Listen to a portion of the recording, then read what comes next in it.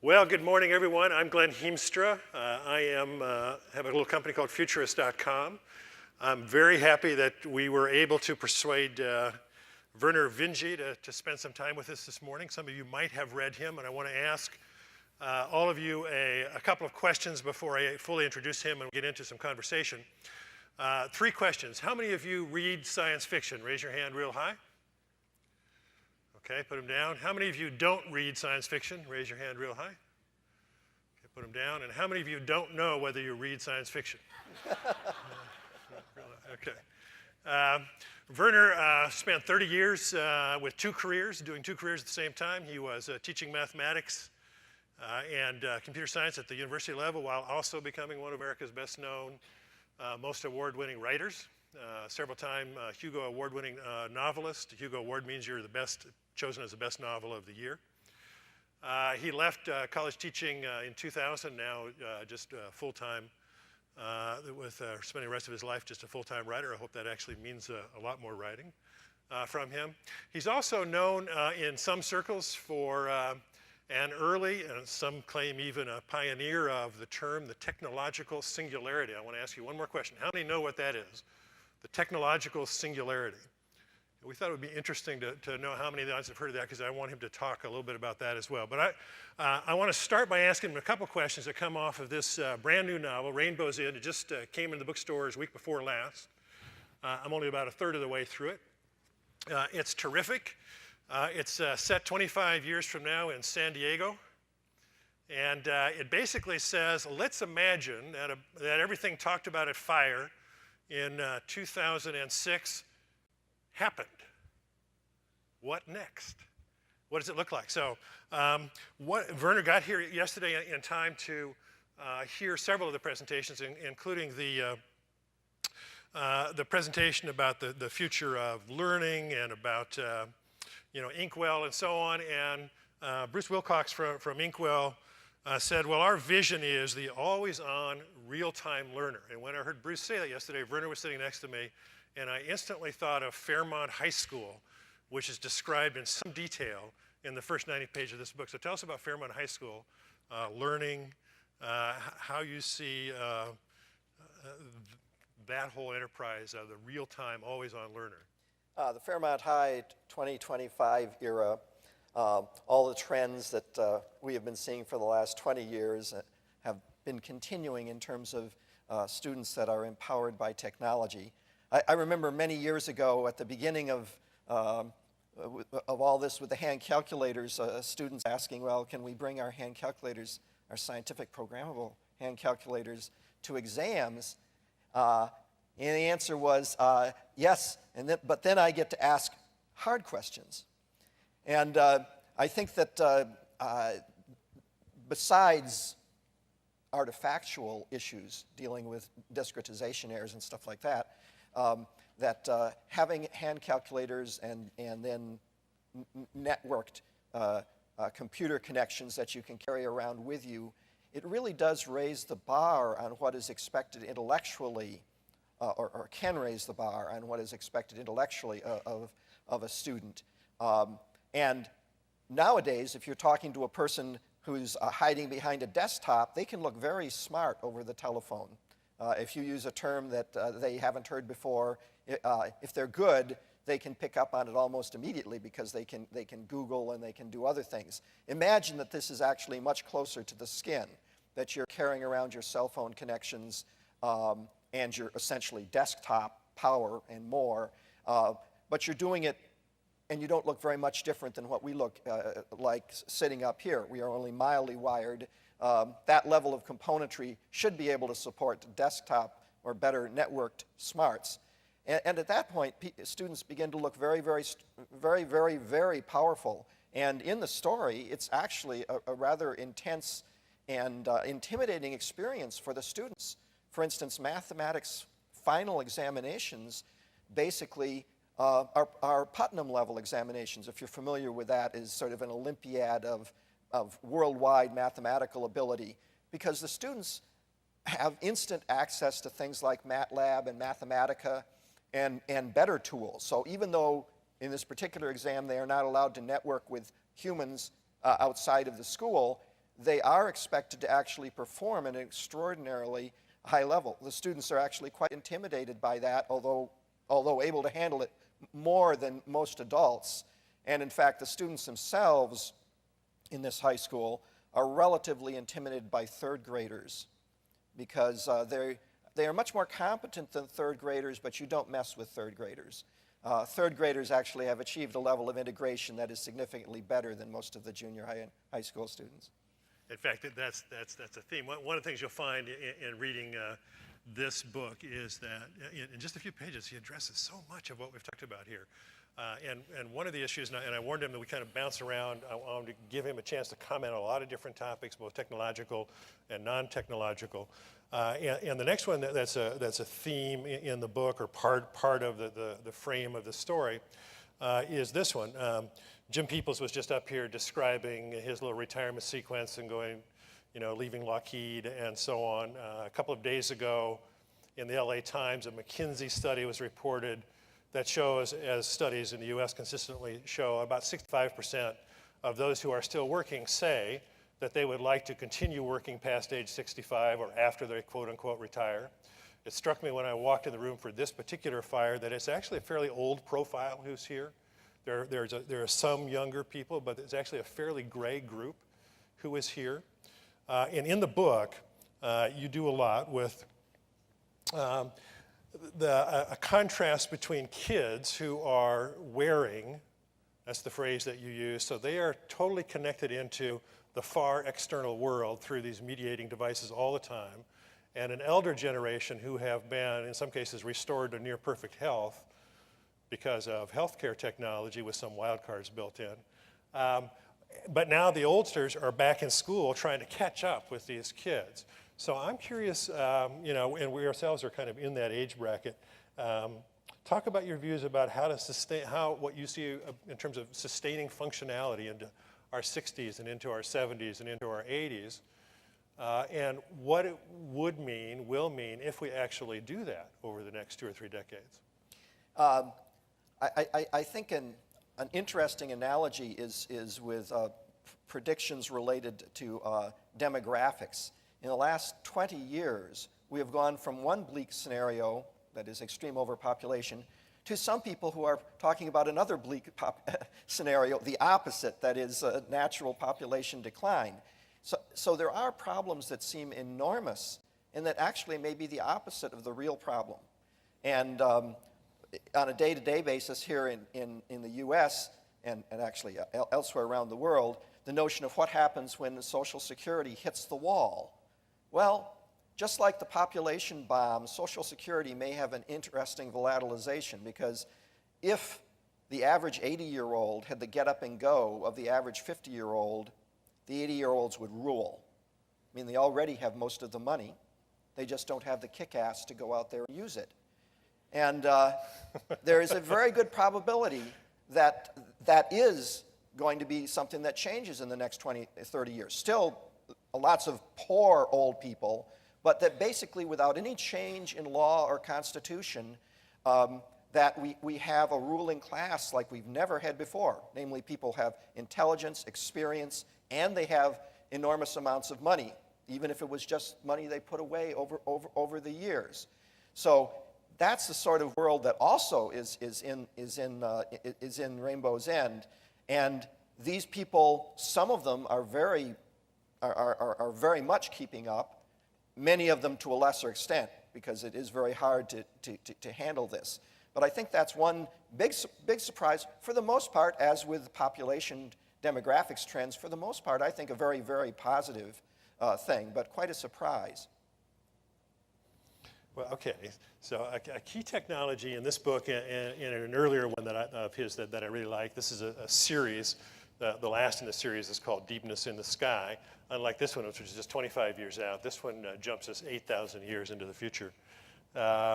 And makes some assumptions about human beings. What it allows Vernor to do when he does that is to really ask the question, how is it that civilizations can survive for a long time? Do you reach crises points? Does technologically take you to some bifurcation points where you have to go one direction or another? But one of the key technologies that I notice appear 25 years from now and then appears again 8,000 years from now is the localizer. And I think that's relatively unique to your literature. Tell us about localizers. What are they? How far along in the path are we to them? When do you think they'll actually appear? Localizers are a near future technological idea, although the second book you pointed to is far future. Localizers actually would fit very well within the venue of going out after VC financing, and anybody who's interested in it, I can point you at people who are doing that sort of stuff. For myself, I'm just talking about as a gadget that real people are working on. We started with embedded microcontrollers as a revolution in making it cheap to make things, because substitutes software for mechanical functionality. We are now entering an era of networked embedded microcontrollers. So not only does your car and your printer have computers in them, but they can all talk. And localizers are a very easy, that's a very bad thing to say. The engineers would kill me for saying that. But in principle, a very easy idea, and that is if you have, as it looks like we are going to have, thousands of embedded micros in volumes this size, they can use simple time-of-flight computations, just measuring how long it takes a packet to go out and come back from their nearest neighbors, in concert with a distributed algorithm, and figure out where everybody is. And using store and forward, that it's a network that is wireless throughout the world, that means everything can figure out where everything is. Doesn't have to know it all, where everything is all the time, but basically this means that all the wins, the enormous, in some cases surprising wins that we've gotten from GPS technology, now devolve down to the level of every single object that has an embedded micro in it. And the simplifications that makes, the uniformizations that makes in all sorts of technologies that involve having to know where other things are. Suppose you are a robot hand in a factory, being able to determine the orientation of stuff that's randomly in a bin has consumed an enormous amount of engineering talent in things that are sort of like AI, and in pattern recognition, and all sorts of different sensor technologies. Wouldn't it be easier if the components in the box could just tell the arm that I'm component side up, or my left corner is here in XYZ coordinates? And localizers, once we get large amounts of penetration of embedded microcontrollers, localizers give that sort of ubiquitous solution. So they are sort of the unsung component that is going to make this world of embedded microcontrollers really work in preternaturally effective ways. Okay. So now what I'm doing here is, what we're doing is kind of laying some groundwork. I want to ask you about singularity now, but I want to proceed it by reading a little quote from Deepness in the Sky, and I think it's right here. This is 8,000 years. Humans have escaped the single planet trap, and they're traveling beyond the solar system now, and they kind of have this trading culture. It's a very complex and quite entertaining story. But Vernor uses it to again, as I mentioned, to really ask over and over again, how is it that civilizations can evolve through technological development? And he notes here, humans have had 8,000 years. Humans have come across, for the first time ever, 8,000 years from now, a truly alien race living elsewhere in the solar system. And they're watching them from space, and they say, comparing themselves to this alien race, they're saying humans have had 8,000 years of experience with science. And a character nods reluctantly. Yeah, our Dawn Age ancestors, human ancestors, had an awful lot of good luck to get out of the single planet trap. And the spider geniuses down below are no better than the old-time human ones. Look at this guy, Underhill. His students have made a lot of things work. That's a spider. Yeah, but he's full of superstitions, a human comments. Right, he has no concepts of the limits of software design or of the limits that puts on hardware. He thinks immortality and godlike computers are just around the corner, the product of just a little more progress. He's a walking library of failed dreams. But some people, including you, from time to time, think that that's not a failed dream and describe it as the singularity. Tell us, in your view, what is the technological singularity? Is it real? What are the prospects? And what would be some implications of a technological singularity were it really to occur? Technological singularity, as I use the term, starts with the simple reductionist question of what happens if Moore's law continues for another 10 or 20 years. What would be the killer app? And looking at measures of the hardware competence of biological systems, it looks like if Moore's law were to continue for 20 years or so, that we would have computer hardware systems that in principle had the multiprocessing hardware power that we as humans possess. And so I think an immediate question that a wide-eyed science fiction person would ask, well, what happens when computers are as smart as people? Or will computers ever be as smart as people? I suspect the answer is only very briefly, because Moore's law marches on. And if we succeed in that enormous step of making something as smart as a human being, that really we confront the next step almost immediately, that is, things that are significantly smarter than we are. That is a different type of futurism than futurism's past. Science fiction writers were the first people impacted by that. Futurologists, students of futurism, are neck and neck with being impacted with that. Because if you're a human futurist, there is nothing to say after that point, because humans are no longer at the center of intellectual progress. So we've had enormous technological events in the past, the invention of fire, the invention of agriculture, the invention of printing. None of those are singularities in this unknowable sense. The example I like to use is if you had a magic time machine and you could bring Mark Twain to FiRe, by now, if he had attended the 2 or 3 days and walked around the street outside, he would be as up to speed about the 21st century as your average high school educated person. And I think he would love it, because he was kind of a geeky guy. Imagine trying to do the same experiment with a chimpanzee. Doesn't matter. You can't explain this to a chimpanzee or a goldfish. So that's the difference in technological progress that occurs if you go beyond this particular sort of invention. And I think people all through the 20th century had the notion that things like this might happen in the distant historical future. And it was a mildly heartwarming, fuzzy, warm feeling that came from it. It is sort of scary to imagine the real possibility that it could happen in 10 or 20 years. And follow-up question is, so what's the planning utility of such thinking like that? There may not be any planning utility for afterwards. I think there may be a lot of planning utility on the run-up to it, both for watching for symptoms, like is it really going to happen? Are the trends going that way or they're not going that way? And then also for trying to assure that the transition is one that does not have side effects like the extinction of the human race. So I think actually there is real reason for thinking about it. It is a term that I think will become more and more widespread, and I think there is hope for futurologists and science fiction writers if they can actually participate along with the rest of humanity in the process of intellectual expansion. Okay, now I would like to pursue that more, but I'm watching the clock and I want to take us in another direction, but in a somewhat related. You were telling me yesterday as we talked that you just came back from giving a closing keynote for the Computers, Freedom, and Privacy Conference.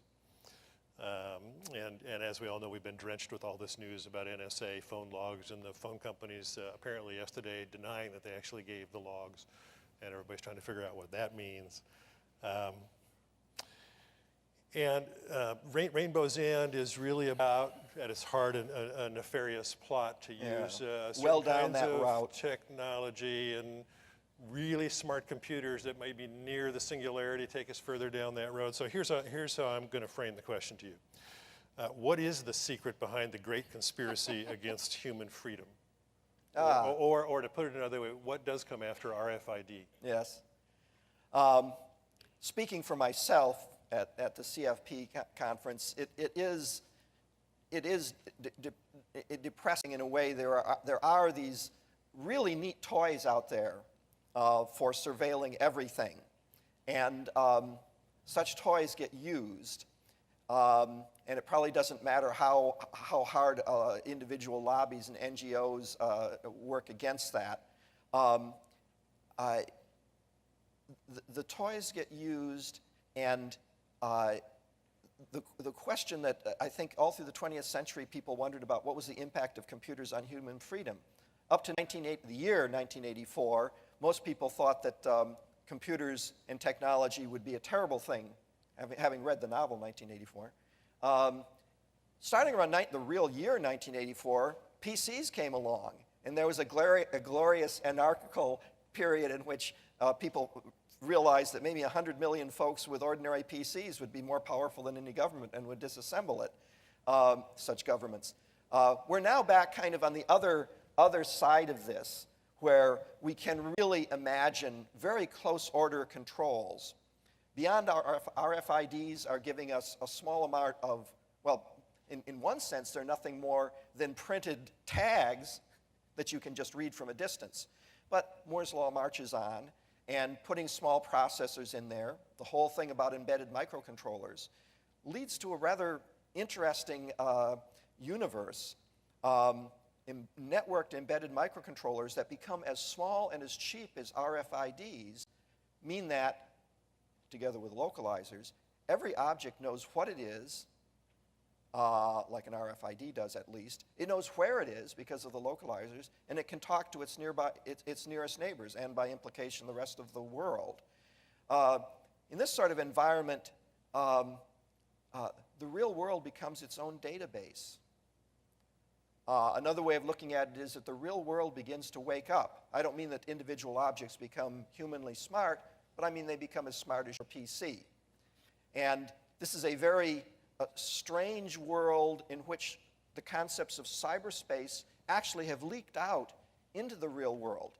And the old metaphors of software that we have lived with, if you're a programmer type, for all these years, we got those from the real world in some cases.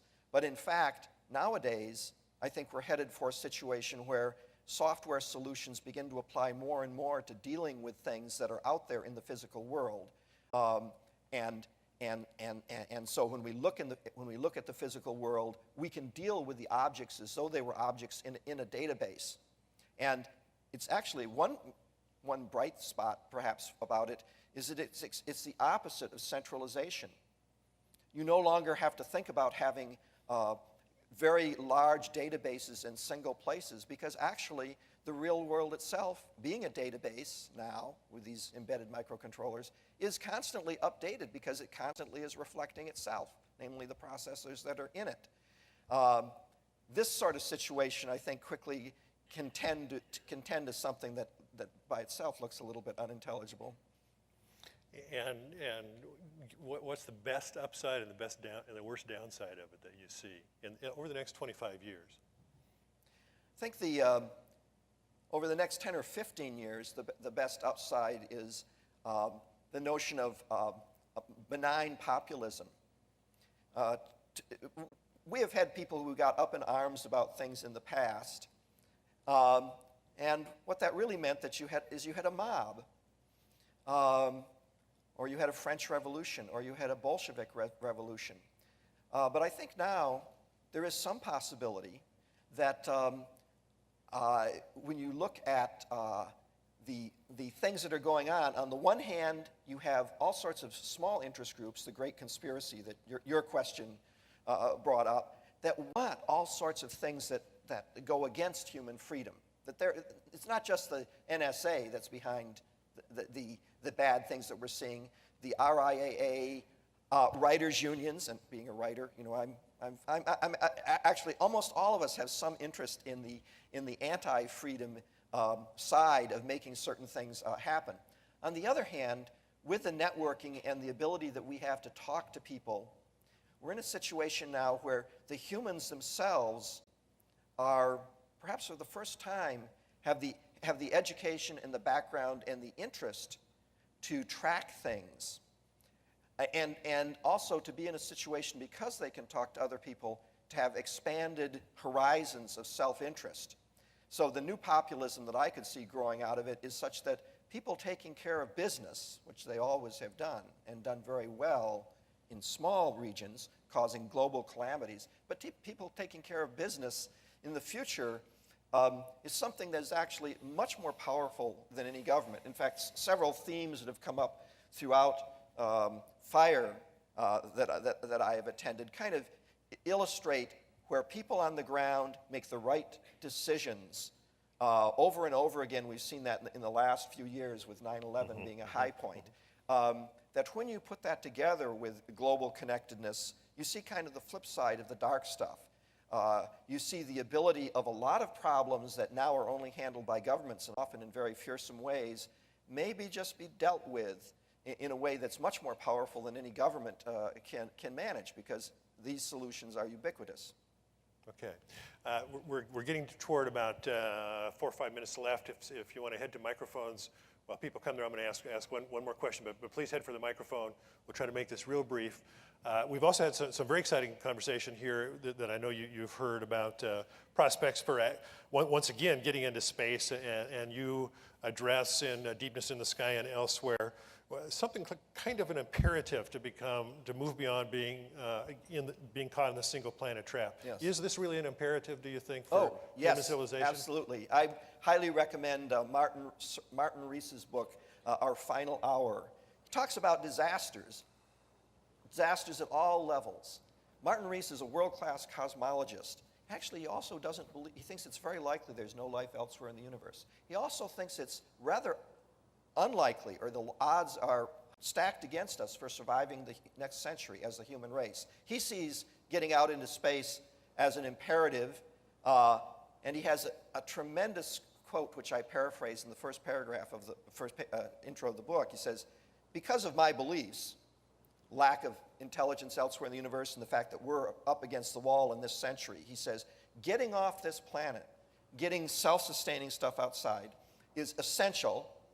And in a way, it means that if his overall view is true, it may well be that Earth in this century is the most important time and place in the history of the universe, because it is going to decide once and for all whether intelligent life can last long enough to get itself out onto a stable basis." So yes, I'm very pleased to see the stuff about spaceflight at FiRe.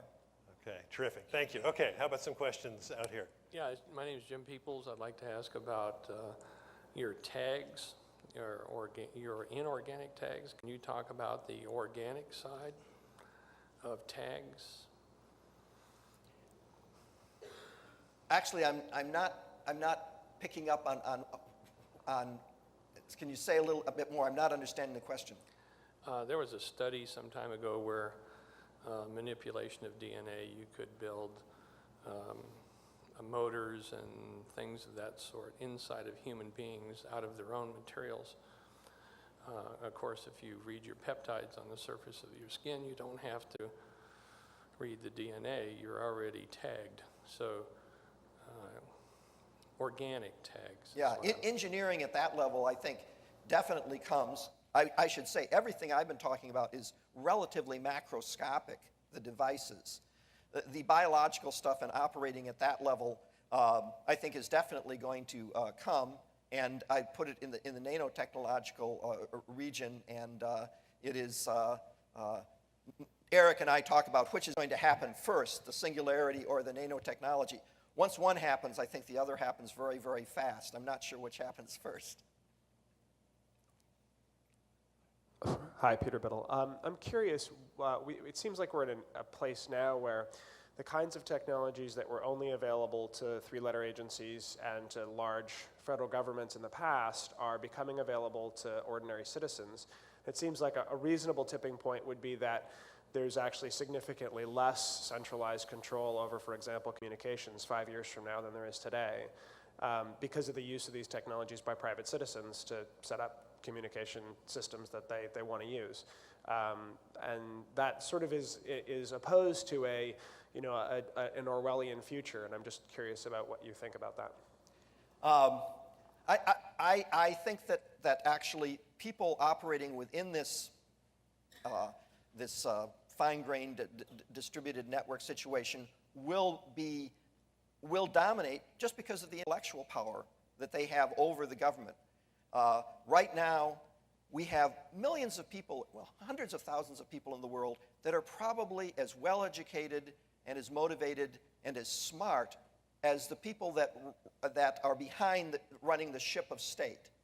And when you get that sort of counterbalancing force, which in the past was shunted off into remote communities and very local horizons, when you get that sort of force, I think even if the infrastructure is generally open and is dominatable by the government, that intellectually the government is outclassed and for the first time is in a situation where they